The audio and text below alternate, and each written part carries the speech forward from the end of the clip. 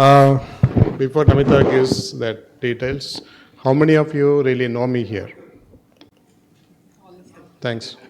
I don't think you need to introduce that, so at least I don't want to waste the time. So thank you, friends. Very good morning. Sorry, Namita, I'll just move on. Okay. Uh, I'm Dr. Sathyan. I have no connection with any of the companies which I'm going to talk about today. Before that, I just wanted to know how many of you really do the trabeculectomy here. Can you? Oh, that's wonderful. That's really nice. So how many of you really want to do the MIGS? Oh, super. Okay. It's almost everybody. Okay, that sets my stage. Okay, so all these MIGS procedures, that is a minimally invasive glaucoma procedures, are aimed at reducing the risk of our trabeculectomy procedure with the same kind of, say, lowering of the intraocular pressure with a very minimal risk. That is what we are looking at. We have many devices, implants, instruments today to do the MIGS procedure. When you're looking at the subconjunctival space, then you have the suprachoroidal space, then you have the trabecular meshwork, then you have the ciliary body area. These are the four different quadrants where you really can do the MIGS procedures. But most commonly done, at least in Indian perspective, is aiming at the trabecular meshwork. So knowing the anatomy is extremely important. So these are all the indications. It is not like trabeculectomy. Every given high intraocular pressure, you can possibly do the trabeculectomy. But in this case, it is not like that. We have a very specific indications like open angle glaucomas in majority of the time is the prerequisite, and it is a mild to moderate disease. It is not that every case you can do it, but in isolated cases, say for example, you have already done a trabeculectomy and you're going to do a repeat trabeculectomy, then you want an additional IOP lowering effect. What I do today is I go for a combined procedure like doing the trabeculectomy. Along with that, we do the MIGS procedure also, so that we possibly may get additional IOP lowering, or even if, say, for example, the trap gets scar tissue formation, either or now that may be working plus. So that's what we are looking at. And of course, one of the major things in a mild to moderate disease is the barrier to use the AGM. That is a poor compliance in many of the situations. So if you really look at the efficacy part of it, it is about 25 to 40% of the patients has a IOP lowering effect. It is very funny to see the published articles. Everything is aimed at how much we can reduce the number of medications. It is not that no medications. It is how much we can really reduce the number of medications. That is really funny. But then when you are really reading the publications, concentrate on how much is the IOP really has been lowered with the MIGS procedures. For me, it is still not very convincing just going to do only the MIGS procedure other than the GAD procedure. All other procedures still seems to be having, you have to re-look at it, but definitely the number of medications can be reduced. This is one of the procedure where the published article says the subconjunctival blood forming procedure seems to have a better IOP control, but for us, as of now, the GAD seems to be still a better procedure. So as I told you, understanding the anatomy of the anterior chamber angle is extremely important. This is where we are going to really focus on, that is the trabecular meshwork. Just behind the trabecular meshwork is our slums canal, but looking at the pigmented trabecular meshwork is the best place. If you really can't understand the pigmented trabecular meshwork and the pigmented Schwalbe's line, then if you are going to expect some results, then you are not in the correct position. So identifying the trabecular meshwork is going to be the key. This is exactly what you need to look at, the blood in the slums canal. That is the best way, that once you put in your Swan-Jacob lens, you can really see the blood in the slums canal, but not in every case, but most of the cases you can really see the blood in the slums canal the moment you put the gonio lens. So this is exactly where the location where you need to do your procedures. So the next important thing, most of us do have the tiltable microscopes, but if you really don't have the tiltable microscopes, then it becomes really difficult for you. So understanding your microscope becomes critical. So just keep rotating. Every microscope has its own way of doing the tilting, but this is the higher neo microscope which I am showing you. Tilting the microscope to 30 degrees, tilting the head to 30 degrees and asking the patient to look down, again, all matters. So by the time you keep the gonio gel, don't look at the cost factor in this, because once you do the mix, you are an expensive surgeon already. So make sure that you put a proper gonio gel, not your regular HPMC. So don't do that. So I'll just show you, there are 4 or 5 procedures we have currently in India. So this is what I do in my regular practice. I don't do more, I mean, I do the others, but this is one of the things. The cheapest one, there is only a 24 gauge needle you bend in the tip, something like your capsulotomy needle. Then this is the bang procedures. That is a bend angle needle, goniotomy. So just you can see the needle. You can see the shaking of my hand little bit because I am old enough. So you can just go and do this is a tearing away movement. For me, every procedure looks almost the same, though you have so many instruments. It is how you really visualize the angle becomes a very important thing. So just keep on moving, but sometimes you go deeper, sometimes you go superficial. That is all the learning curve. I'm also still learning. It is just 1.5 years now, so I am just still learning. So again, turning back, you can see there is a bit of a tissue in the needle.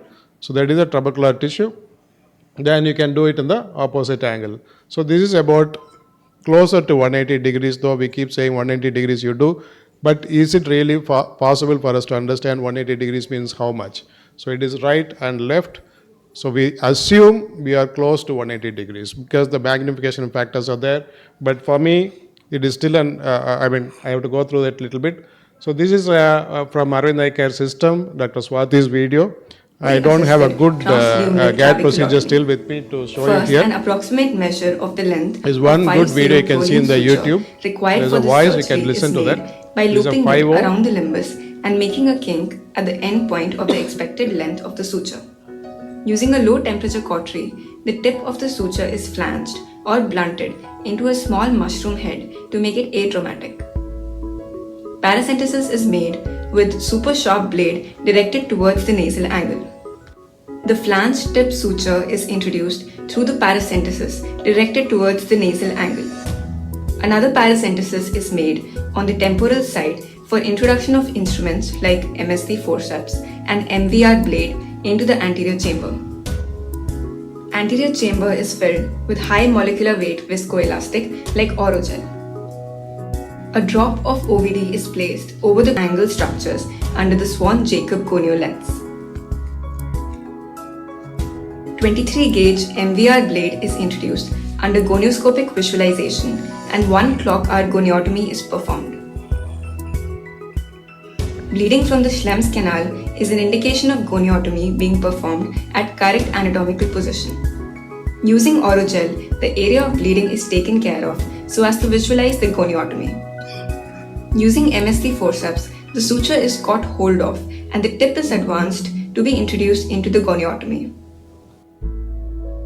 With gentle and circumferential strokes, the suture is advanced into the Schlemm's canal till it starts appearing from the opposite end of the goniotomy. Once the suture appears from the opposite end of the goniotomy, it is grasped with MSD forceps above the initial suture and brought to the center of the anterior chamber, creating a trabeculotomy on the superonasal side.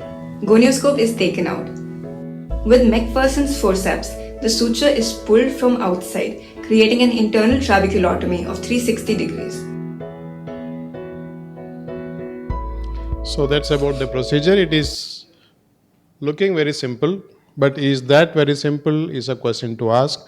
Just because of the MSD forceps is not available, I am still not doing it.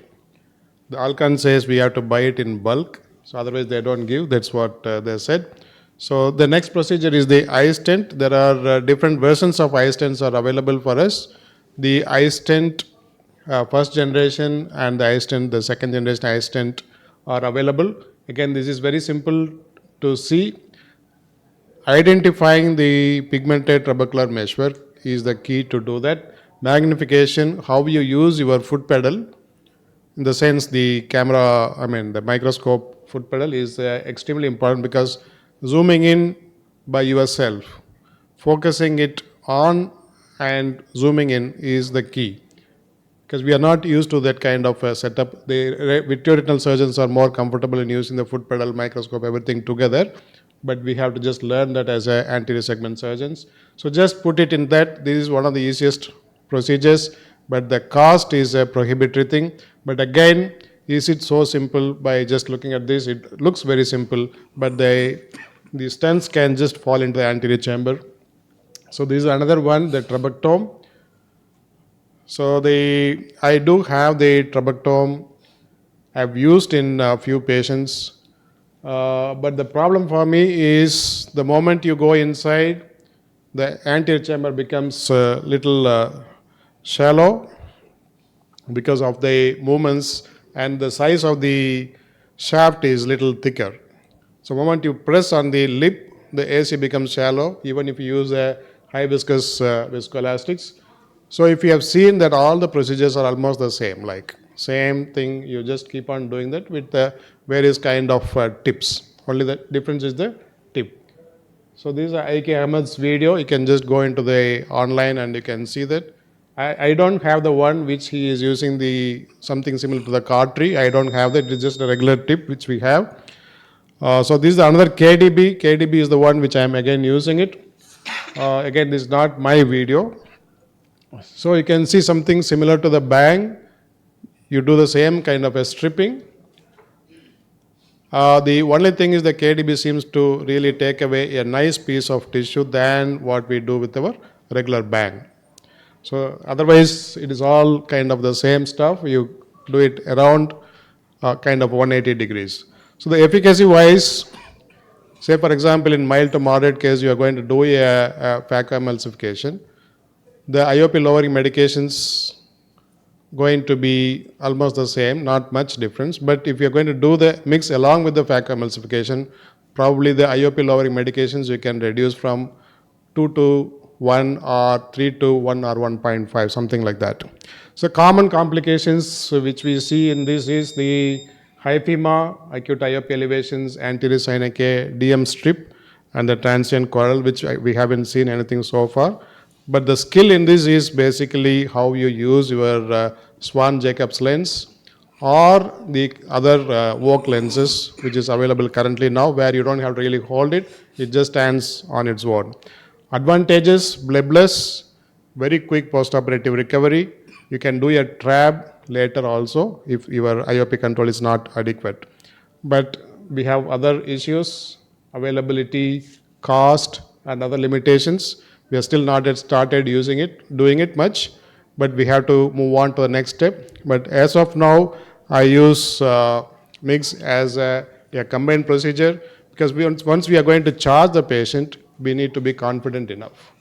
If we are not going to lower the IOP and we are just going to charge, at least for me, I don't feel very comfortable. So as of now, I do it as a combined procedure. So this is the learning procedure which I am also going through. If you are a beginner, think about doing it as a phacoemulsification. Along with that, you can do in mild to moderate cases. If you're going to do that, then make it in a tab along with the mix. Once you're really comfortable, then probably you can just do the procedure in isolation. Thank you. Thank you, sir, for the excellent talk. Just had some few more doubts. Like you were telling blood in Schlemm's canal. The moment you put the instrument, it starts bleeding, and it's very scary for the beginners how to proceed after that. It is not that blood in Schlemm's canal is seen in every patient, Yeah. but majority of the cases I feel I can see. Moment you start making an incision, if you start seeing the bleeding, you are exactly in the position. But if you are going to really see excessive, for me, what I do is first think about what the patient is on. Is the patient is on ecosprin or other anticoagulants or any liver disease? But these patients be very cautious. But using a high viscous viscoelastics and wait for some time if the bleeding is going to be a little excessive. And then you can slowly do it. That's exactly I'm saying. Don't take up those patients where you feel it is more complicated cases to begin with. Once you're really well experienced, then you will know how to handle these kind of things. Because going deeper, going superficial, everything is happening for me. But it is a learning procedure which we need to go through.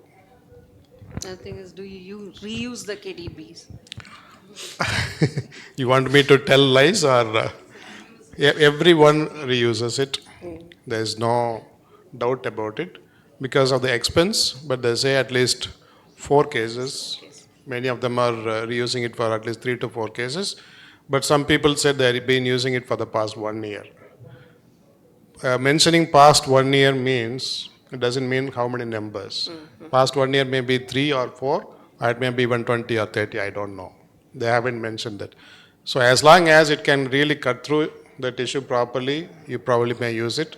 But if you feel that it is not cutting through, then it's time to change it.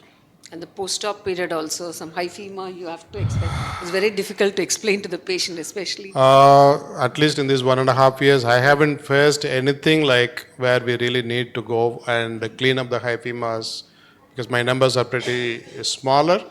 But even if it is there, I think we can still go and wash it. It's not a big deal.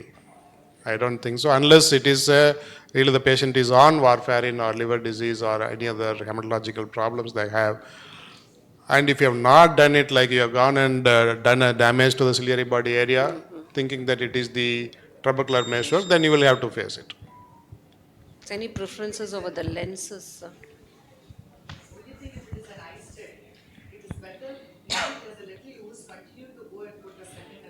Yeah, that's true. Yeah. All through that, yeah.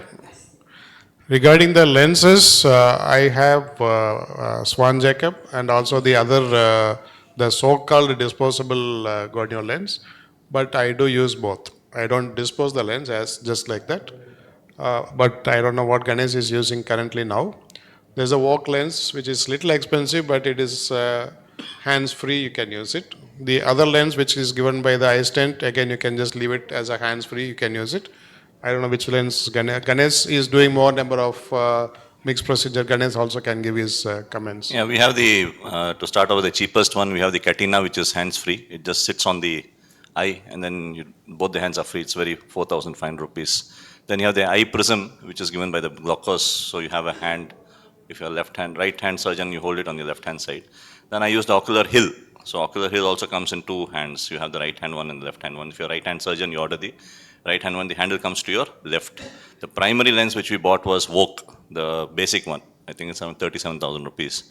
The handle comes 180 degrees away from you. So it's a little cumbersome, but now since I started reusing it, now I find the clarity is much better or equal than all these other lenses. So the Vogue basic one.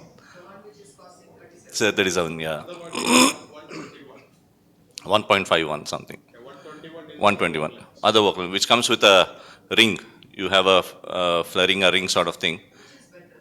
Both are good. I haven't seen the other one, but the basic one is, the clarity is really good.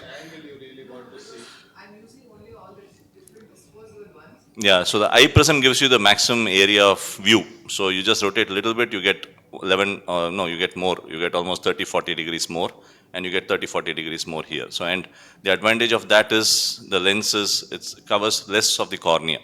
And you lift it up, you get some much better magnified view. The magnification in eye prism is very superior. You have seen with the eye stent, that was the one. Eye prism, yeah.